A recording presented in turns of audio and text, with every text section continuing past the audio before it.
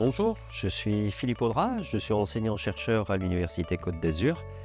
Je suis au département hydro-informatique et ingénierie de l'eau et j'appartiens au laboratoire Polytech Lab.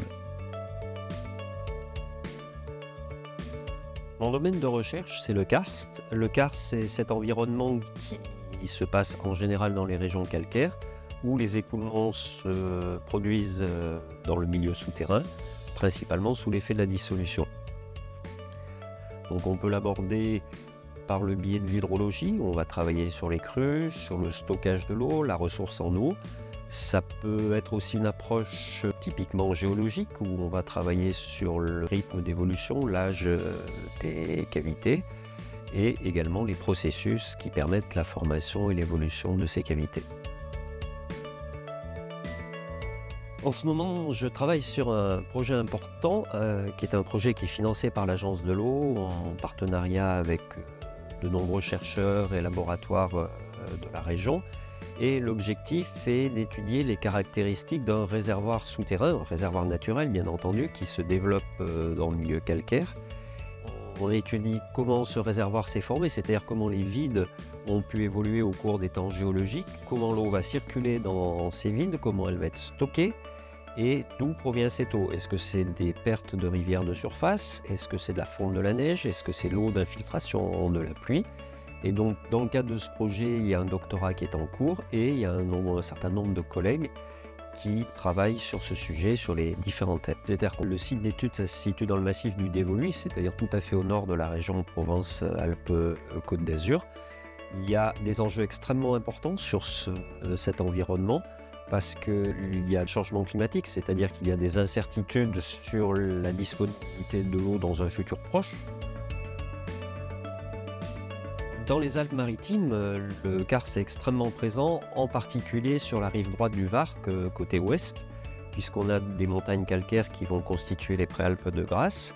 Donc ces montagnes calcaires contiennent des grottes, c'est le château d'eau d'une bonne partie des agglomérations des Alpes-Maritimes, puisque l'eau qui s'est infiltrée et qui a transité dans ces massifs calcaires va se ressortir au fond des gorges sous forme de sources, dans la Siagne, dans le Loup.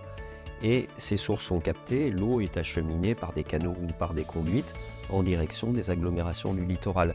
C'est une ressource qui est vulnérable, elle peut être dans certaines conditions atteinte par des pollutions, donc il y a besoin de la protéger. Dans le contexte actuel des sécheresses, il y a des tensions sur la ressource, en particulier en fin de période d'été. Et donc on a besoin de caractériser ces réservoirs naturels de manière à pouvoir, sinon partager de manière équitable, en tout cas optimiser l'usage de l'eau dans ce secteur.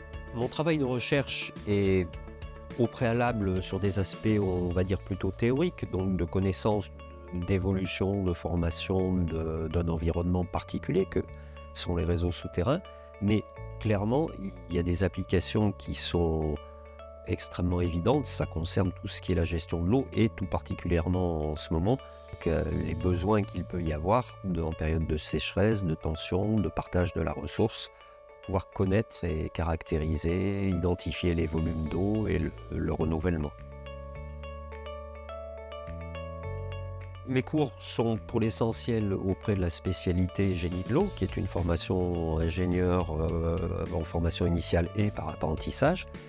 Et notamment, un certain nombre de mes cours sont consacrés au karst, c'est-à-dire que les élèves vont étudier le karst d'un point de vue théorique, comment il se forme, comment il évolue, comment l'eau va circuler dedans, comment elle est stockée.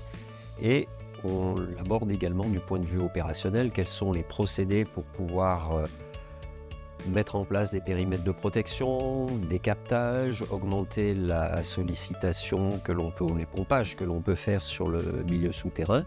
Et comme c'est un milieu qui est extrêmement particulier, extrêmement spécifique, on ne peut pas l'aborder ni du point de vue des études, ni du point de vue opérationnel, comme on le fait de n'importe quel environnement souterrain, n'importe quelle nappe.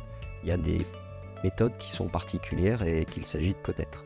Par ailleurs, donc, nous avons des visites pratiques, ça peut être aussi bien sur des installations que sur ce type d'environnement. Typiquement, il y a quelques mois, on est allé dans l'arrière-pays, sur le plateau de Cossol, où on a vu de près comment se produisaient les modalités d'infiltration, où est-ce que l'on retrouvait l'eau qui s'était infiltrée au niveau des sources qui sont captées en direction des agglomérations et pour l'usage en eau potable.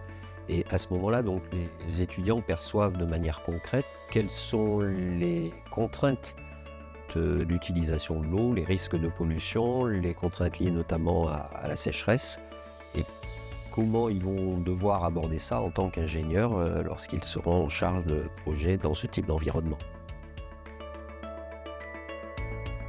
En ce moment, nous avons Hydro-Europe. Hydro-Europe, c'est l'ingénierie intensive qui réunit une quarantaine de nationalités, pas tout à fait, une trentaine de nationalités avec nos partenaires européens.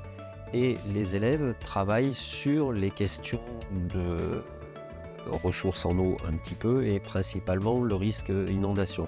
Le thème cette année, c'est les crues éclairs, ce qu'on appelle les flash floods, les crues éclairs. Et donc, typiquement, la tempête Alex était un événement extrême qui a été très brutal. Et donc, les élèves ingénieurs se penchent sur les données que l'on a de cet événement. Ils essayent de le modéliser pour pouvoir le caractériser de manière à pouvoir prévoir à l'avenir quelles seraient les zones inondées, quelle est la période de retour de tels événements, quelles sont les implications que ça peut avoir sur les modalités d'écoulement dans les rivières comme la Vésubie.